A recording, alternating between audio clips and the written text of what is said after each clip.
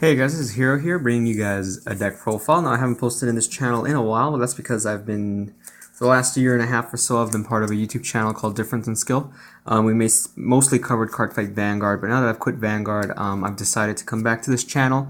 And so, first deck profile from March 2013 with my old channel is going to be Macro Rabbit. Now, Macro Rabbit's it's been around for a while. It especially excelled last format because of the introduction of mermails and how graveyard dependent they were. And although Rabbit did get hit to 2, the previous ban list, it actually, Macrocosmos just makes the deck work so well, especially with all the top tier decks last format being so graveyard dependent. It's not quite, it's still going to be, for the most part, the same for this format. Water is still a huge deck. It's gonna be extremely popular. It's gonna be extremely powerful. But with other powerhouses coming out, such as Prophecy, such as Elemental Dragons, only time will tell how Macro Rabbit will continue to fare during the format. So for now, I'm just gonna get straight into the deck profile. Hope you guys enjoy it. So I'm gonna start off with 2 Rescue Rabbits. Of course, Rescue Rabbits is the engine of the deck. It's the heart and soul of the deck. These guys bring out your vanilla dinosaurs, 3 Cabazols, and the 3 Sabersaurs, of course. Rabbits bring out these guys out in order for you to accede directly into your Logia or Dolka, or whatever your heart pleases, any rank 4 really. But 90% of the time you will be going into either Logia or Dolka. So as we know, Logia and Dolka are very good cards. We get them on the field as soon as possible. That is indeed our win condition. And so we want to get Logia and Dolka out as soon as possible onto the field, in order to be able to passively control our opponent and just simply control the pace of the game ourselves, and basically force our opponent to play the game on our own terms. So here's Logia and Dolka. For you guys that don't know what they look like, I'll be explaining them once I go through the extra deck. And so this is basically the main engine of the deck. I'm going to put that aside for now. Next we have 2 Tour Guide. And I did put in the Night Assailant. So the Tour Guide and Night Assailant, of course, is going to be so we can get Levier out. We want to get this guy out in order to be able to recycle our Rabbit. Hopefully we'll still have targets in our deck in order to be able to do that. Tour Guide is extremely important. It also makes Zen Mains, makes Leviathan Dragon, quick stuff like that. So you really want to be able to make these. My reasoning for running Night Assailant is not only is it good in the mirror matchup, should I have to play it, it's also good. It's just good decent spot removal. And I really want to be able to use Tour Guide to her fullest. Like, I don't want to draw up both Tour Guides and have to summon a Tour Guide from my hand. That's like a waste of a power card. So I really want to run that Night Assailant. 9 times out of 10, I am going to go Tour Guide into Tour Guide, but that's fine. Night Assailant is just there, once again, for the spot removal, or for just something that, another target for Tour Guide. So Night Assailant, one of the weaknesses of this deck is huge beat sticks. We have trouble getting over beat sticks simply because, Lag is 2400, Dolk is 2300, and if they're already out and we can't negate their summon, then it's really hard to get rid of them. So, our extra deck helps out a bit with Maze Stroke, with Gaga Cowboy, but Night Assailant's also a good, decent option in order to be able to get over something big that you would otherwise have trouble getting over. So we have 2 Tour Guides and Night Assailant.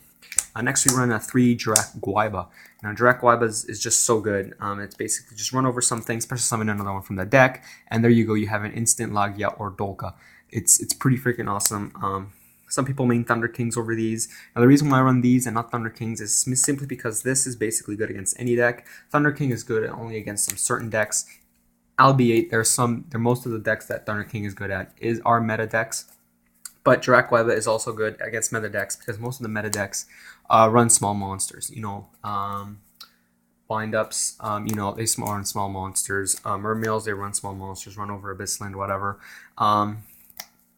Upcoming, you'll have Elemental Dragons, and Elemental Dragons are just giant beat sticks that just can be summoned basically for free. So maybe Jirak Guaiba won't be such a good option then, especially if Elemental Dragons does pick up a lot into TCG and becomes a lot really, really popular.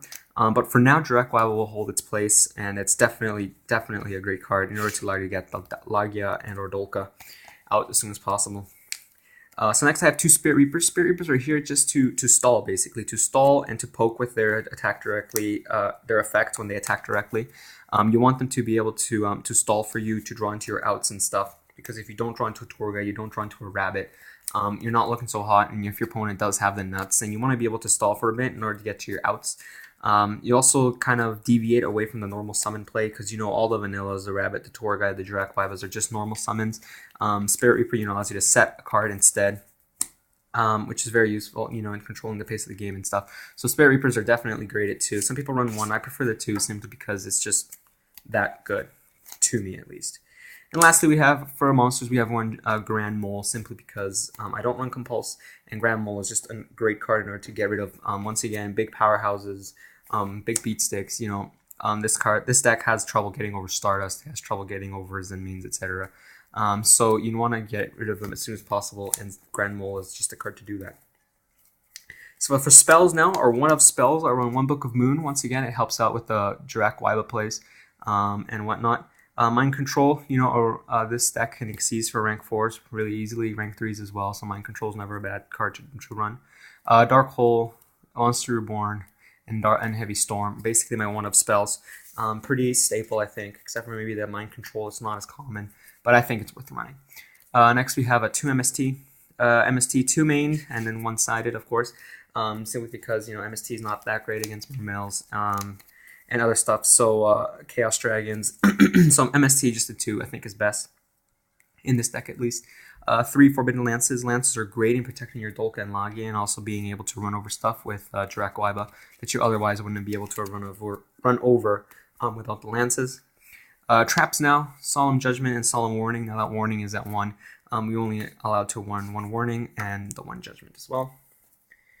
2 Bottomless. My 2 of traps now, 2 Bottomless, 2 TT, 2 Fiendish Chain, 2 Deep Prisons, 2 Macrocosmos. Of course, Macrocosmos is awesome because it basically keeps the deck, being able to compete at a competitive level. And lastly, the Starlight Road, of course, because I do run this many traps, around 13 or 14 traps. I think it's 13. So that's the main deck for you guys. Now I'm going to go through the extra deck. The extra deck, I already showed you guys the 2 big monsters, boss monsters of the deck. We have Dolka and Lagia, and we have Dolka, and we have Lagia, of course. These guys are awesome. Lagia is a walking Solemn Judgment. You can detach 2 Xyz materials to negate the effect of a trap spell, the activation of a trap spell, or negate the summon. And Dolka negates monster effects. 1 Zenmains, 1 Temtempo, 1 Levier, 1 Leviathan for my rank 3s. Rank 4s, Gaga Cowboy, Abyss Dweller, Maze Stroke, Photon Papillary Operative, Black Ship of Corn, Utopia, and I do have the Shockmaster, even though I rarely actually make them. And, Stardust Dragon is missing. Stardust Dragon, wait, yes, now I know. Abyss Dweller is not supposed to be in here. This is supposed to be a Stardust Dragon, because I do run Starlight Road. So, yeah, Stardust Dragon. Pretend Stardust Dragon is in there. Lastly, the side deck. 1 Gores, 2 Snowman Eater for the mirror matchup. Mexi, windups, other stuff. Thunder King, basically nearly everything. Mermails, windups, upcoming Prophecy. It's going to be a great card. The sided MST. 2 Noblemen of Crossout for side hate against Lagia. Snowman Eaters, Raikos, and also for the Rogue Geargia matchup, Geargia Armors. Soul Takers are great for Chaos Dragons, Forces like Pulsar to miss timing, and also against Heroes, Forces the Shining to miss timing as well. So once again, big beat sticks, Heroes, and Chaos Dragons are good at getting those out, so we need the spot removal. 2 Dust Tornadoes for back row hate, and the 1-sided Macrocosmos to side in against decks that are really hurt by it. So yeah, guys, that's the deck profile. I hope you guys enjoyed it. This is my first one in a while for Yu-Gi-Oh! Especially on this channel. I hope you guys enjoyed it. I hope you guys continue to stay subscribed. And thank you to my 30 subscribers that actually managed to stay subscribed to the channel through this whole nearly 2 years since I posted a video. I will be posting more videos. I'll be hoping to post up DN duels, Yu-Gi-Oh! Pro duels, and more deck profiles. And if anybody wants to, I'll also be uploading kind of like deck tutorials for Black Wings, Heroes, stuff that I'm familiar with. And yeah, so thank you guys for watching this hero from here at Yu-Gi-Oh! And see you guys next time.